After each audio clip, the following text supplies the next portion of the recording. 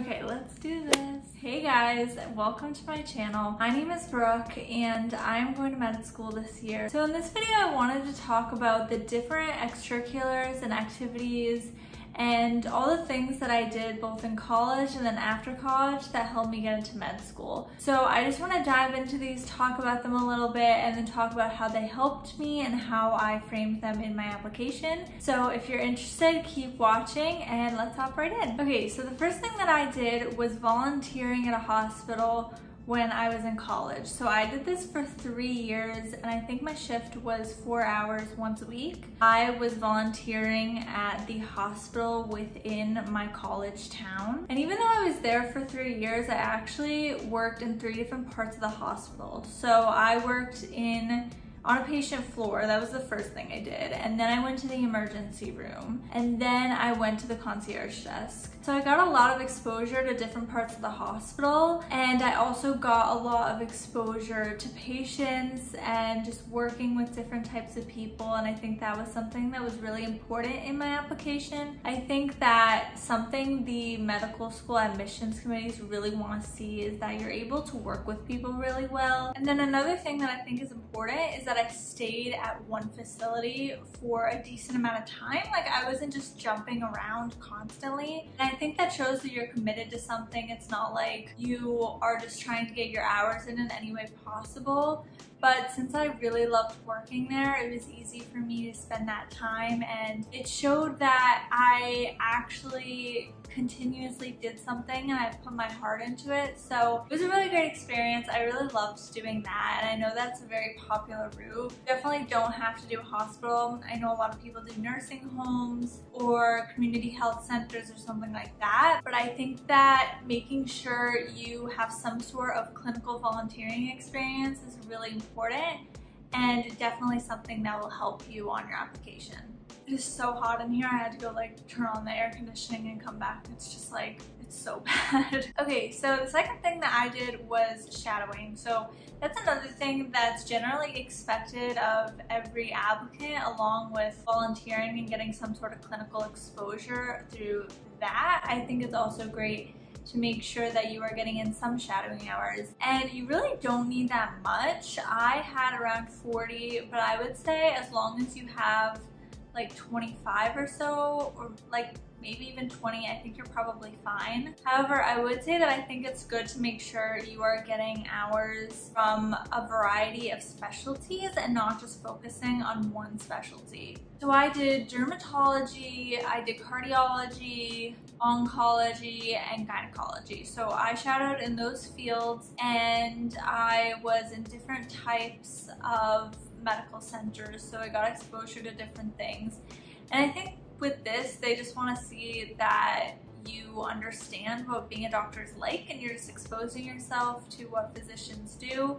Obviously, through 40 hours, you're not exposing yourself that much, but I definitely got a little bit of a taste of what those specialties were like, and it was definitely a really good experience. Okay, so the next thing, or I guess like 2 things in one, are that I did 2 kind of medically related internships over my summers. So between my sophomore and junior year, I was working at a nonprofit that was medically related, but unfortunately I wasn't as exposed as I wanted to be to the medical field itself. The internship was presented to me as something that was going to be more like hands-on, and I'd be working in the medical side of that field for that nonprofit, but it didn't end up working out that way because there were some complications with the organization itself. So I ended up doing things. I did like one thing that was kind of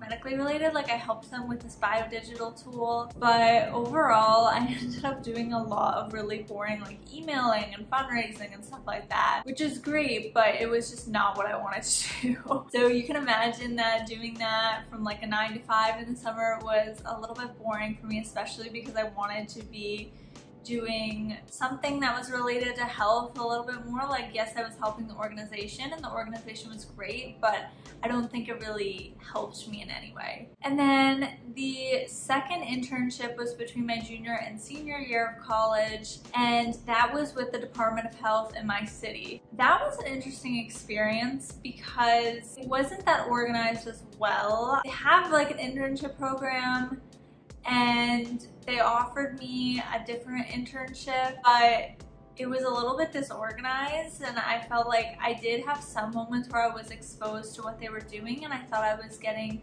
a look at public health, but it was a little bit boring. They would also have me do things that just weren't that interesting. At the end of the day though, that's also just like life. Like, you're not always going to be doing exactly what you want to do. However, I do wish with those internships, maybe instead of doing those, I had done something that was research, or I don't even know what else I could have done, honestly. Just like something that was a little bit more focused on what I wanted to do, just because I feel like your summertime is so valuable. So I think that was the difficult thing for me, and you know, going back, maybe I would change things. At the same time though, I did get some good experiences and I was able to talk about those internships in my application. I tried to just focus on not what I was lacking from those experiences in my interviews and my application, but more on how they actually helped me and the few things that I did learn from them and the exposure that I did get.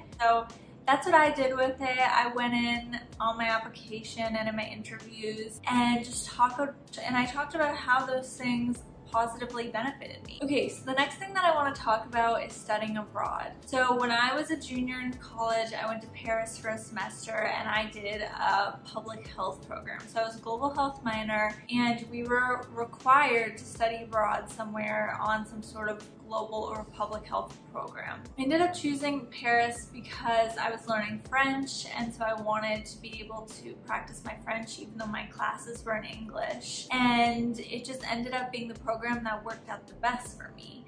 So I want to talk about that right now, since studying abroad is not really something I think will make a huge difference, but I did want to mention it because it was something that I did. I think that if you did study abroad and if you can do it, it shows that you are somebody that has been exposed to different cultures, can, you know, live amongst people that are different than you, and you know, you've been exposed to just a different part of the world, and I think that's something that's really cool. However, I know that at the same time it is really expensive. It's very difficult to do if you're on a traditional pre-med track, and it's just not something that's really like feasible for everyone. So I definitely get that, and I don't think it's something that's required or even makes a big difference in the grand scheme of the application. But I did want to quickly mention that it was something I did. I did incorporate it into my application because my application was very public health focused, and I did do a public health program. But yeah, I just wanted to touch on that really briefly. Okay, so the next thing, and this is a big one, is research.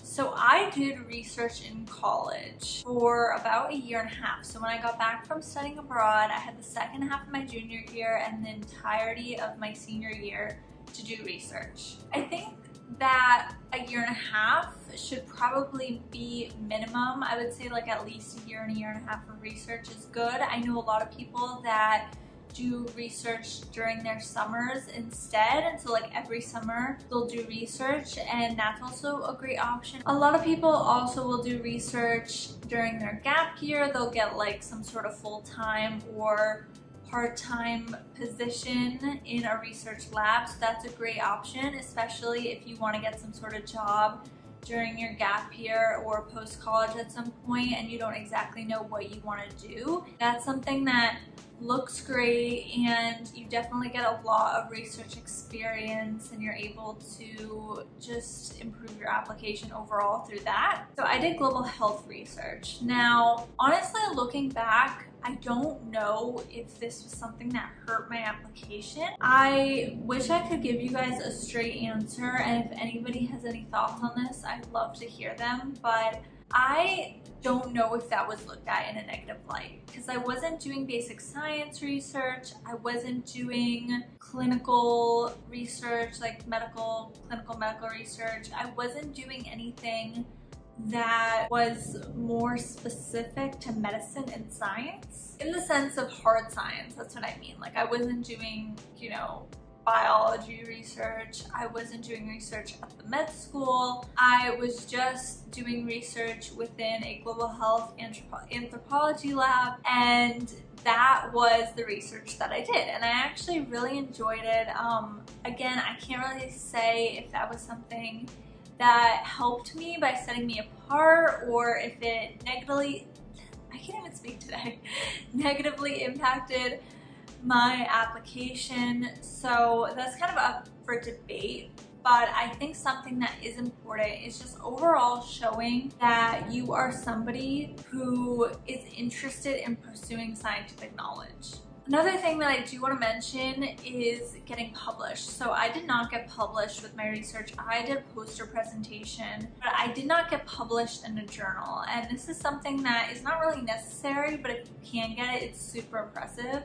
I kind of wish that I had started my research earlier and maybe I could have gotten published through that, or I would have just had more time to explore the questions that I was interested in during my research. You know, I didn't really get into it until senior year. You know, it is what it is. I have to accept it, but I think it would have been definitely great if I had started a little bit earlier. And I would say that if you're interested in something, you know, you could start as early as freshman year really. I know a lot of people want students that are sophomores or juniors, but you know, it's great to just start early because if you don't like something, then you could start studying and researching something else.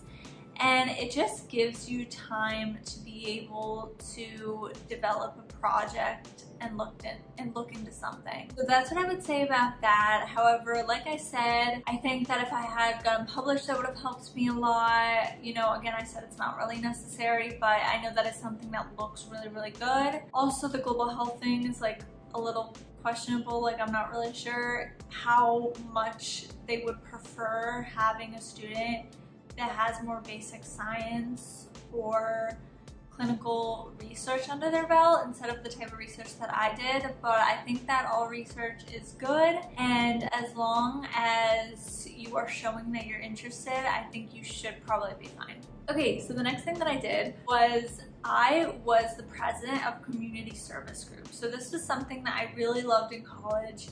I actually started my freshman year, I was a member, and then I ended up joining the exec board and I had a different position, and then I ended up being president my senior year. And that was great because it was something that I was really committed to. I stuck to it for a long time and it was a huge passion of mine. I loved being part of the organization. I made so many great friends from all the community service work that we did.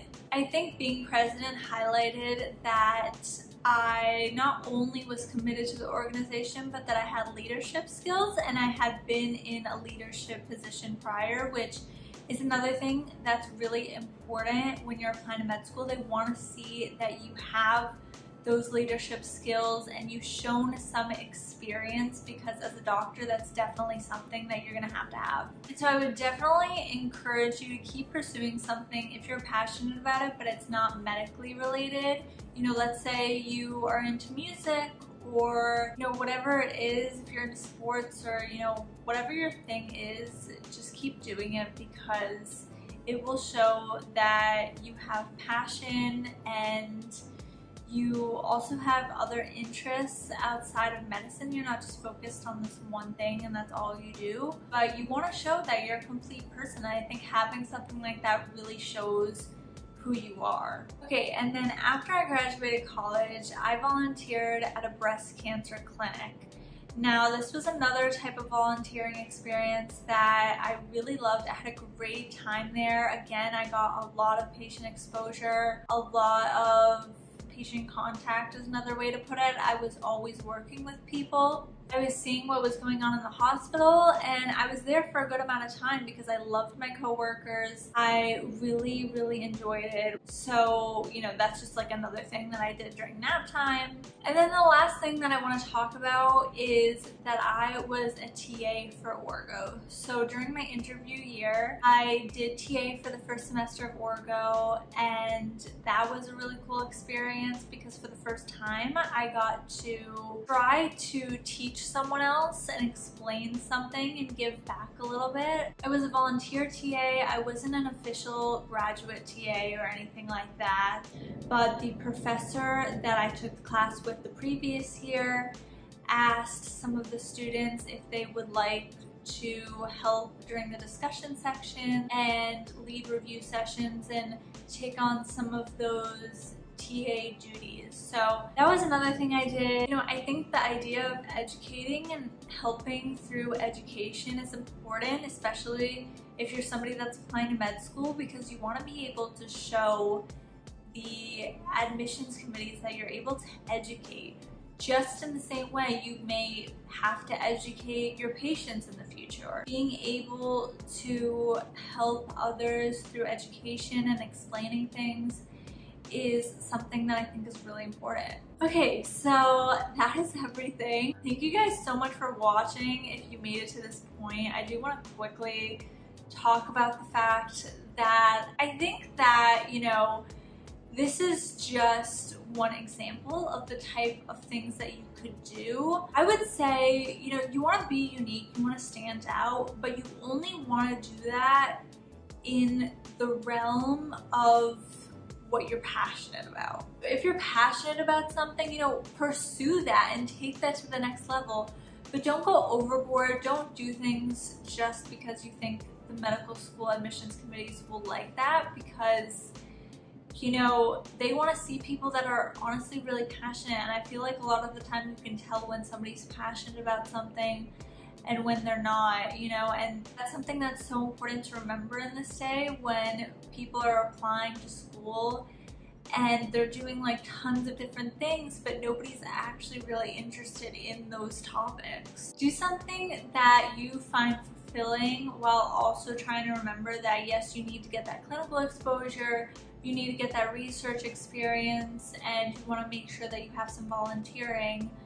But, you know, have fun with it and do things that you're passionate about. You know, there's so many different ways to get clinical exposure and to get contact with patients and to show the admissions committees that you are somebody that would be a good doctor. So yeah, that's all I wanted to talk about with you guys today. Please like this video and subscribe if you enjoyed it. I can't wait to see you guys next time. Let me know if you have any questions, and I'll talk to you guys later. Bye guys.